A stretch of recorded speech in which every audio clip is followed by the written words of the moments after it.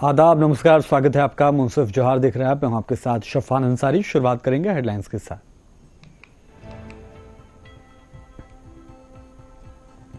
हेमंत सोरेन को झारखंड हाईकोर्ट से मिली जमानत, जस्टिस रंगन मुखोपाध्याय ने सुनाया फैसला।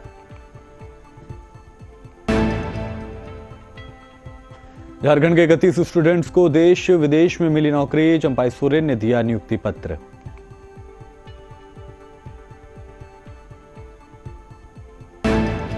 रांची में बीजेपी जिला अध्यक्ष और प्रभारियों के साथ मरांडी की बैठक, विधानसभा चुनाव की तैयारियों में जुटने का निर्देश।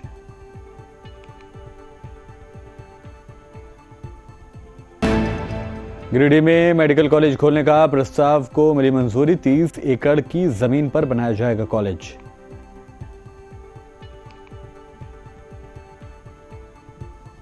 और मक्का मदीना से लौटे 800 हाजियों का जत्था, विधायक डॉक्टर इरफान अंसारी ने कोलकाता एयरपोर्ट पे किया इस्तकबाल।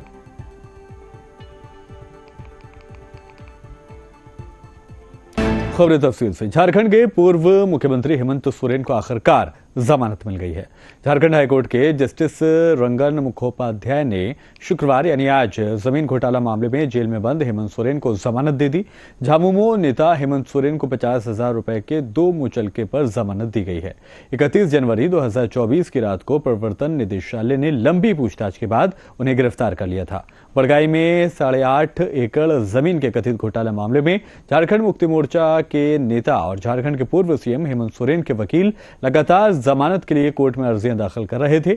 मनी लॉन्ड्रिंग केस में गिरफ्तार किए गए हेमंत सोरेन ने पीएमएलए कोर्ट से लेकर हाई कोर्ट और सुप्रीम कोर्ट तक को जमानत में अर्जी दी थी, लेकिन बार बार उनकी अर्जी खारिज की जा रही थी। आखिरकार आज उनको झारखंड हाईकोर्ट से बड़ी राहत मिली है।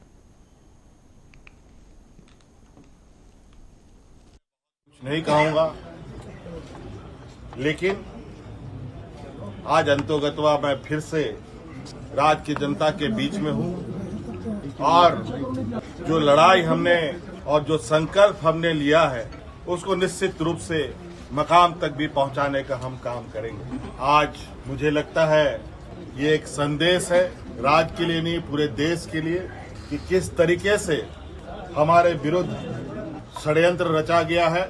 अभी कानून के जो आदेश हैं वो आपके सामने आपको देखने को मिलेगा और किन बातों को उसमें उद्धृत किया गया है वो भी आपको देखने को मिलेगा।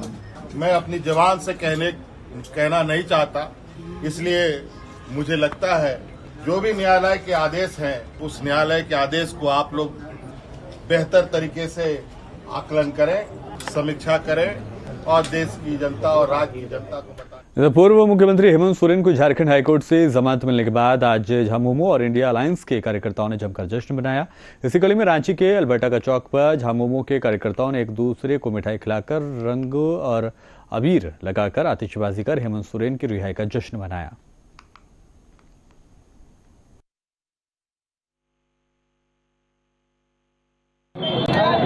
ये जो जश्न का माहौल देख रहे हैं, आतिशबाजी और रंगो अबीर उड़ाकर यहाँ पर जो खुशी मनाया जा रहा है, दरअसल ये जेएमएम के कार्यकर्ता हैं और पूर्व सीएम हेमंत सोरेन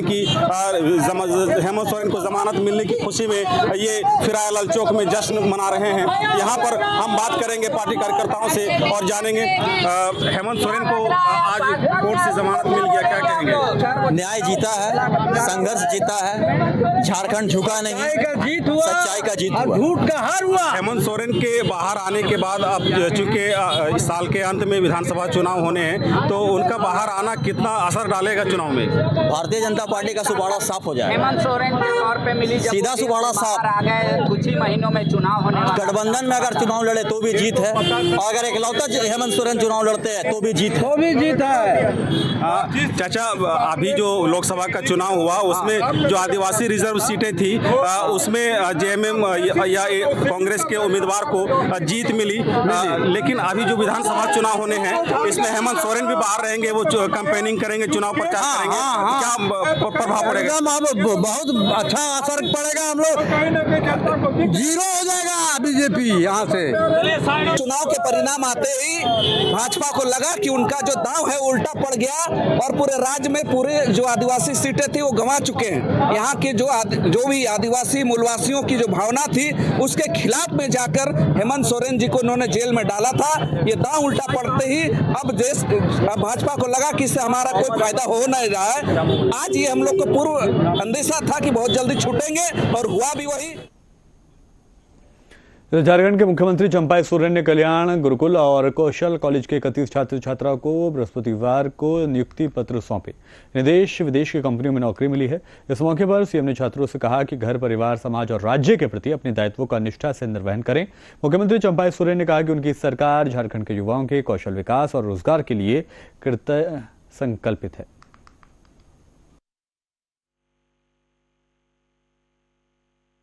जहाँ नियुक्ति प्राप्त किया, आपका साथ बहुत कुछ जुड़ा हुआ है। ये गांव से आप कहीं आप भी आपको नियुक्ति मिला, कोई दुबई गया, कोई देश के अंदर विभिन्न राज्य, उससे गांव के और विद्यार्थी को उसमें सीख मिलता है। और आपका परिवार भी बड़ा खुशी है ताकि हमारे ये बच्चा ने ताकि तकनीकी शिक्षा प्राप्त करके भी संसार को अच्छा संसार को चलाने, घर को अच्छा करने में आपका बहुत दायित्व भी बढ़ जाए। अरे जरूरी है, परिवार हम बड़ा करते हैं, पढ़ाते हैं और परिवार का इच्छा रहता है कि हमारा बेटा या बेटी और भाई बहन को और परिवार को इसी तरह शिक्षित कर उससे सीखेगा और उससे पूरा आसपास का और परिवार भी सीखेंगे। इससे आप लोग से और कुछ सीखेंगे। इसीलिए आप लोग अपना जो दायित्व है उसको पूरा करेंगे। आप जिस हिसाब से आपने शिक्षा प्राप्त किया, ये नियुक्ति मिला, आपका ऊपर और कुछ काम बढ़ते जाता है। ये मानव जीवन में कभी काम रुकता नहीं है, समय समय पर कुछ काम अलग अलग दायित्व भी मिलता है। तो बीजेपी के प्रदेश अध्यक्ष बाबूलाल मरांडी ने आज प्रदेश कार्यालय में सभी जिला के अध्यक्ष और जिला प्रभारियों के साथ बैठक की। कहा जा रहा है कि उक्त बैठक में भाजपा प्रदेश अध्यक्ष ने सभी जिला अध्यक्ष और जिला प्रभारियों को साल के आखिर में होने वाले विधानसभा चुनाव की तैयारियों में लग जाने के निर्देश दिए हैं। साथ ही विधानसभा वार पार्टी की स्थिति मजबूत करने के लिए भी दिशा निर्देश जारी किए गए हैं।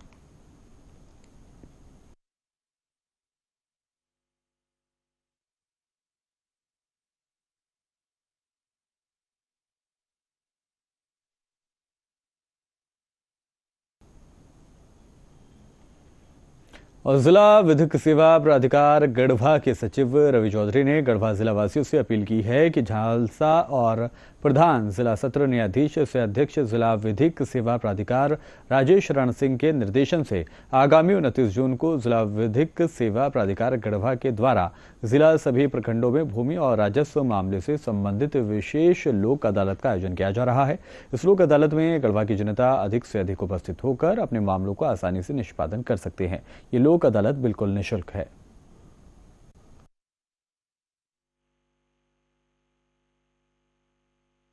माननीय झालसा के निर्देशानुसार एवं प्रधान जिला एवं सत्र न्यायाधीश सह अध्यक्ष जिला विधि सेवा प्राधिकार गढ़वा के मार्गदर्शन में दिनांक 29 जून 2024 को भूमि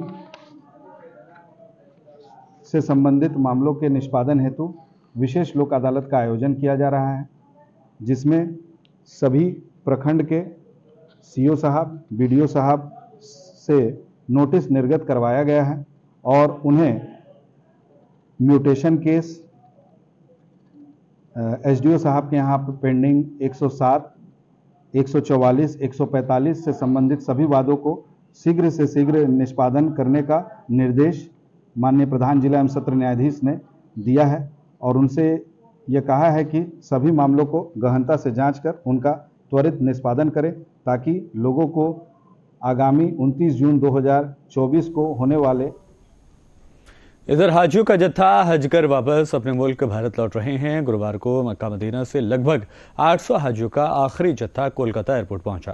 झारखंड के हाजियों का जत्था एयरपोर्ट पहुंचने पर झारखंड हज कमेटी के अध्यक्ष सह जामताड़ा के विधायक डॉक्टर इरफान अंसारी अपनी पूरी टीम के साथ एयरपोर्ट पर पहुंचे और हाजियों का खैर मकदम किया।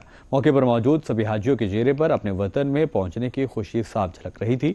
हाजियों ने विधायक को गले लगाया और बेहतर और दुरुस्त इंतजाम के लिए ढेर सारा शुक्रिया अदा किया। आगे हाजियों ने कहा कि आपके नेतृत्व में हम सभी लोग बेहतर ढंग से और सुविधाओं के साथ हज करने गए थे और आज सकुशल अपने वतन लौट रहे हैं।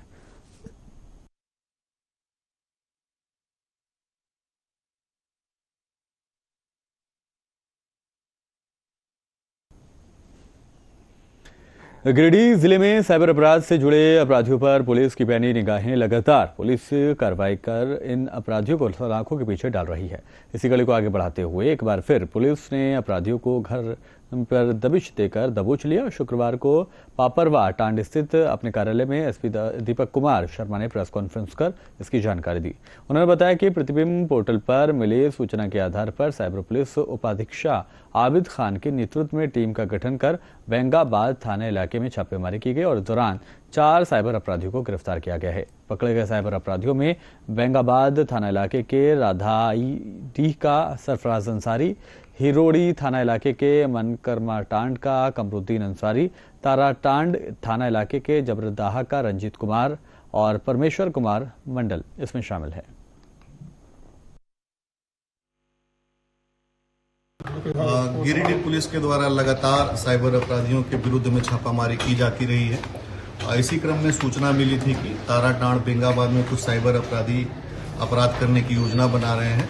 इसी में आबिद खान डीएसपी के नेतृत्व में एक टीम का गठन किया गया, जिसमें 4 साइबर अपराधियों की गिरफ्तारी की गई है। इनके पास से कई मोबाइल और फर्जी सिम और पैन कार्ड, आधार कार्ड की बरामदगी की गई है। साथ ही ये फर्जी सिम के माध्यम से भी कई लोगों को ठगी करते थे और अभी गिरिडीह पुलिस के द्वारा लगातार साइबर अपराधियों के विरुद्ध में जो अभियान चलाया जा रहा है वो जारी रहेगा। अभी तक लगभग 250 साइबर अपराधियों की गिरफ्तारी की जा चुकी है। बेंगाबाद है, हिरोडी और ताराटांड। सर बाकी सब के आपराधिक हैं क्या? हाँ, बाकी सभी का भी सर्च कराया जा रहा है, लेकिन परमेश्वर कुमार मंडल है, इनका लंबा आपराधिक। गिरिडीह काफी प्रयास के बाद राज्य सरकार ने गिरिडीह में मेडिकल कॉलेज खोलने के प्रस्ताव को मंजूरी दे दी है। 30 एकड़ की भूमि में प्रस्तावित मेडिकल कॉलेज के निर्माण को लेकर शुक्रवार को सदर विधायक सुदीप कुमार सोनू, अपार समाहर्ता Deepak Singh Berua, civil surgeon doctor Shiv Prasad Mishra और सीओ असलम ने इस दौरान प्रस्तावित भूमि का निरीक्षण किया। फिलहाल ये साफ नहीं हुआ है कि मेडिकल कॉलेज कितने की लागत से बनेगा और गिरिडीह के प्रस्तावित मेडिकल कॉलेज में कितनी सीटों पर एडमिशन और पढ़ाई होगी। गिरिडीह वासियों के लिए एक बड़ी खुशखबरी है कि सरकार ने गिरिडीह में एक मेडिकल कॉलेज की स्थापना के लिए प्रयास शुरू कर दिया है। इस आशय का एक पत्र जिला प्रशासन को प्राप्त हुआ है कि 25 से 30 एकड़ भूमि मेडिकल कॉलेज हेतु उनको उपलब्ध कराने की आवश्यकता है। इसी क्रम में हम लोग आज यह भूमि देखने के लिए आए हैं। यह बड़ी उपयुक्त भूमि होगी क्योंकि ये गिरिडीह डुमरी मार्ग पर ही अवस्थित है। सीओ साहब और हमारे माननीय विधायक महोदय के साथ स्तर पर हम लोग जाँच की और जगह बहुत सुटेबल है। अप्रोच रोड है यहाँ पे और यहाँ आने के बाद थोड़ा महसूस हो रहा है कि कुछ जगह लोग अनधिकृत रूप से अतिक्रमण भी कर लिए हैं। हम लोग उससे दस्तावेज मांगेंगे। इधर जमशेदपुर संथाल स्टूडेंट यूनियन के द्वारा करंडीह में बैठक और प्रेस वार्ता कर झारखंड सरकार पर निशाना साधा और सरकार से पूछा कि संथाली भाषा और जनजातीय क्षेत्रीय भाषा की शिक्षकों की कब बहाली होगी। वहीं प्रशिक्षित शिक्षकों ने कहा कि झारखंड सरकार अब तक संथाली भाषा और जनजातीय एवं क्षेत्रीय भाषा शिक्षकों की बहाली अब तक क्यों नहीं की है, जिससे प्रशिक्षित शिक्षकों में काफी गुस्सा है और उन्होंने सरकार को कई बार इस मामले को लेकर अवगत कराया, लेकिन उसके बावजूद कोई कार्रवाई न होने से तमाम ये लोग परेशान हैं।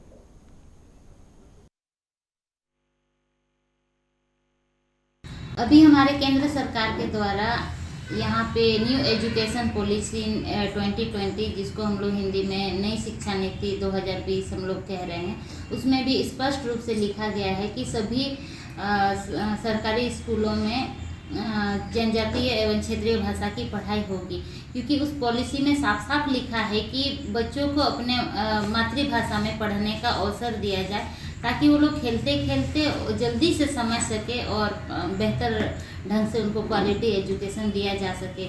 इसके बावजूद भी हमारे राज्य सरकार गंभीरता से विचार नहीं कर रहे हैं, इस मुद्दों पे पहल नहीं कर रहे हैं।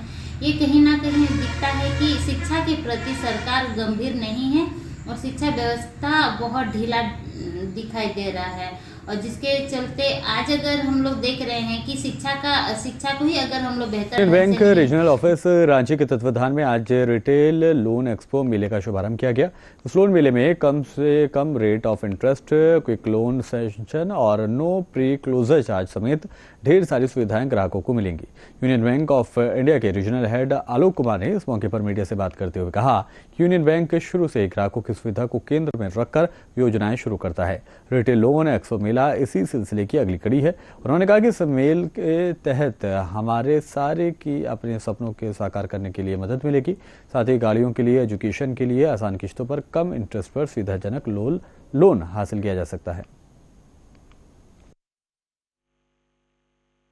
हमारा मतलब है कि हम ग्राहकों के करीब जाएं और उनकी जो डिमांड है उसको डायरेक्टली बिना दूसरे के थ्रू डायरेक्टली उनको कैटर करें। तो हम लोग ग्राहक सेवा के प्रति प्रतिबद्ध हैं और इसमें शिक्षा रेंज जो नॉर्मली टैलेंटेड स्टूडेंट है जिनको टाइम से सपोर्ट नहीं मिलता, उनके लिए गृह जो कि जीवन का एक बहुत बड़ा लक्ष्य है सभी फैमिली का, कि हम एक छोटा सा घर हो, अपने सपनों का घर हो, उस घर का जो उसकी जो इमेज है उसको हम प्रतिरूप करके साक्षात बनाने के लिए, मतलब उनके जीवन का लक्ष्य को पूरा करने के लिए हम आए हैं सामने में। और बहुत सारे यहाँ पे हमारे जो बिल्डर्स हैं, जो रिप्यूटेड बिल्डर्स हैं, वो भी अपने नए प्रोजेक्ट लेके आए हैं और बहुत सारे व्हीकल डीलर्स हैं जो यहाँ पे अपने गाड़ियों का ये शो कर रहे हैं। इधर गढ़वा पुलिस ने पंचपड़वा हत्याकांड का मुख्य आरोपी रवि तिवारी समेत इस हत्याकांड में शामिल 3 लोगों को गिरफ्तार किया है।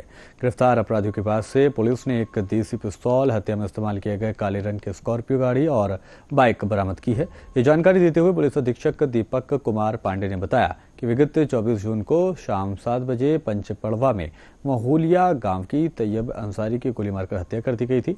इस हत्याकांड के खुलासे के लिए गढ़वा के डीएसपी नीरज कुमार के नेतृत्व में एक एसआईटी का गठन किया गया था। पुलिस के द्वारा गढ़वा, पलामू और छत्तीसगढ़ में छापेमारी भी की गई। इसी क्रम में 27 जून को छत्तीसगढ़ भागने के दौरान कोदर माना पिकेट के पास से एक मोटरसाइकिल पर सवार इस हत्याकांड का मुख्य आरोपी गढ़वा थाना क्षेत्र के बघी गांव निवासी रवि तिवारी, पिता रमाकांत तिवारी और उसका सगा भाई अभिषेक तिवारी उर्फ पिंकू तिवारी को गिरफ्तार कर लिया गया। सभी जानते हैं 24 तारीख को संध्या करीब 6 बजे नगर थाना अंतर्गत पचपड़वा में, गढ़वा थाना अंतर्गत पचपड़वा में एक तैयब नाम की युवक की गोली मार करके हत्या कर दी गई थी।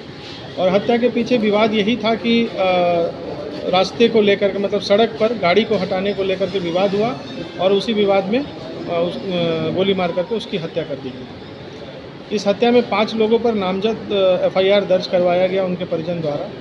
और इसका सफल उद्भेदन करने के लिए तुरंत एक एसआईटी का गठन अनुमंडल पुलिस पदाधिकारी गढ़वा के नेतृत्व में किया गया, जिसमें कि थाना प्रभारी गढ़वा, अंचल निरीक्षक मझियाओं, अनुमंडल पुलिस पदाधिकारी रंका, डीएसपी हेडक्वार्टर, थाना प्रभारी रंका और गढ़वा थाना के 3-4 सब इंस्पेक्टर, हमारा टेक्निकल सेल, ये पूरा लगा इसमें। और इन लोगों द्वारा इस कांड का सफल उद्भेदन किया गया। और इस कांड में जो मुख्य आरोपी थे उसको गिरफ्तार किया गया है, रवि तिवारी और पिंकू तिवारी। केरेडारी थाना क्षेत्र के डंबा बागी बाईपास सड़क स्थित मोटरसाइकिल व बोलेरो में सीधी टक्कर हो गई। मोटरसाइकिल सवार 2 व्यक्ति इस हादसे में गंभीर रूप से घायल हो गए। घायलों के इलाज के लिए टंडवा स्वास्थ्य केंद्र ले जाया गया। फिलहाल बोलेरो ड्राइवर समेत बैठे सभी गाड़ी छोड़कर फरार हो गए। घायलों की पहचान अभी तक नहीं हो पाई है।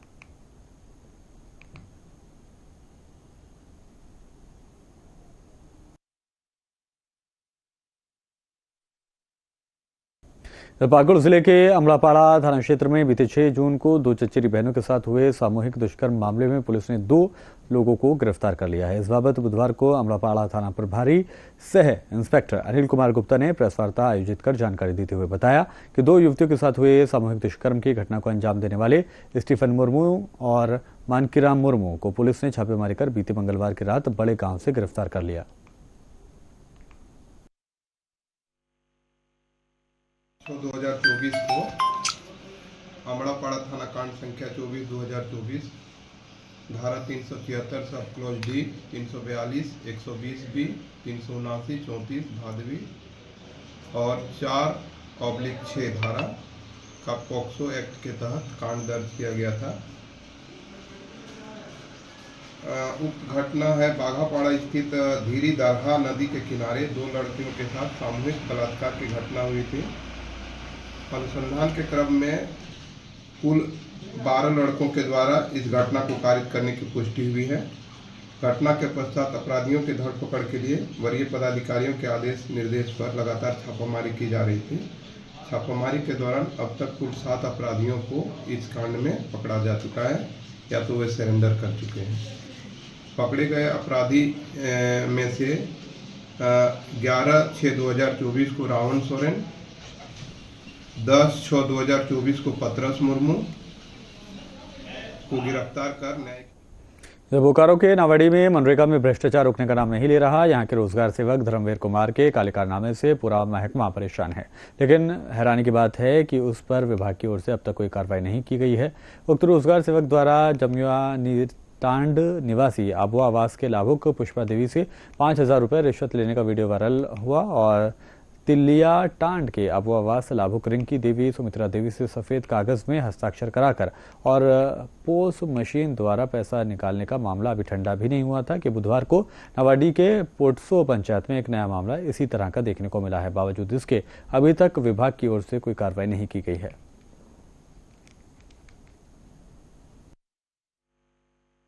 कुइया के मामला है। धर्मवीर में रोजगार सेवक में हमको मैंने बोला कि कुइया हम मांगे जा करके, बोले गरीब आदमी हम लोग बहुत तकलीफ है पानी प्यास में से, आपको क्या कहना है तो दिया कुइया। तो बोला जो कुइया के कितना है, बोल 3.5 लाख के कुइया, लेकिन आपको मिलेगा 2 लाख रुपया और एक मशीन मिलेगा मैंने 1.5 लाख का। हम कहिए ठीक है, और मशीनिया मिलेगा तो हम अपने यहाँ से मैंने कुछ पैसा लगा लेंगे, यदि नहीं होगा तो। इन तमाम खबरों के साथ फिलहाल इस बुलेटिन में अभी के लिए इतना ही। आप बने रहिए मुंसिफ टीवी के साथ।